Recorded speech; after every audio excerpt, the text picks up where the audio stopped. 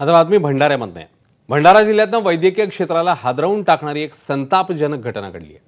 ज्या डॉक्टरला देवदूत मानलं जातं त्याच डॉक्टरने एका 10 दिवसांच्या चिमुकलीला चक्क 3 लाख रुपयांना विकल्याचा धक्कादायक प्रकार समोर आलाय. या प्रकरणी गोंदियातील मुख्य सूत्रधार डॉक्टर नितेश बाजपेयी यांच्यासह 5 जणांवर गुन्हा दाखल करण्यात आलाय. एका महिलेला अटक करण्यात आली आहे. भंडाऱ्याच्या महिला आणि बालविकास विभागाला पांढराबोडी गावात एका महिलेकडे 10 दिवसांचं बाळ असल्याची गोपनीय माहिती मिळाली. अधिकारी तिकडे चौकशीसाठी पोहोचले असता संबंधित महिलेने बाळाला घेऊन पळ काढल्यानं संशय बळावला. पोलिसांनी तातडीने चक्र फिरवत बाळाला ताब्यात घेतलं. या घटनेने संपूर्ण विदर्भात खळबळ उडाली आहे. गरिबीचा फायदा घेऊन अशा प्रकारे रुग्णालयात उपचारासाठी आलेल्या बाळाची विक्री करणाऱ्या रॅकेटमध्ये आणखी किती जणांचे हात गुंतले आहेत याचा तपास भंडारा पोलीस करत आहेत.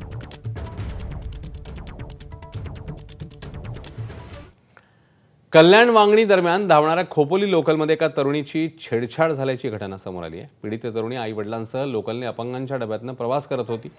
यावेळी एकाने मुलीची छेड काढल्याचं पालकांच्या लक्षात आलं.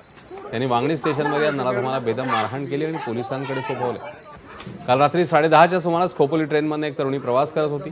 या दरम्यान तिने उपस्थित असलेल्या एका अज्ञात इसमाने रेल्वे कर्मचारी असल्याचं सांगत तरुणीच्या जवळ जात तिची छेड काढली.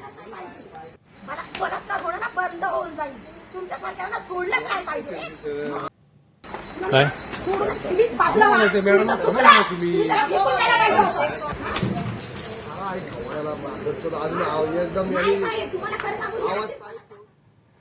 अहिल्यानगरच्या श्रीरामपूरमध्ये चिमुरड्या मुलींसोबत गैरवर्तन प्रकरणातील आरोपीवर थेट न्यायालय परिसरातच हल्ला झाल्याची घटना समोर आली. न्यायालयात हजर करण्यासाठी आरोपीला घेऊन जात असताना हा प्रकार घडलाय. अल्पवयीन मुलींसोबत असभ्य वर्तन करणारा आरोपी सचिन गुणारकरला महिलांनी चोप देत ताब्यात देण्याची मागणी केली. प्राथमिक शाळेतल्या 4 चिमुकल्या मुलींवर अत्याचार करण्याच्या प्रकरणातील गुणारकर हा आरोपी आहे.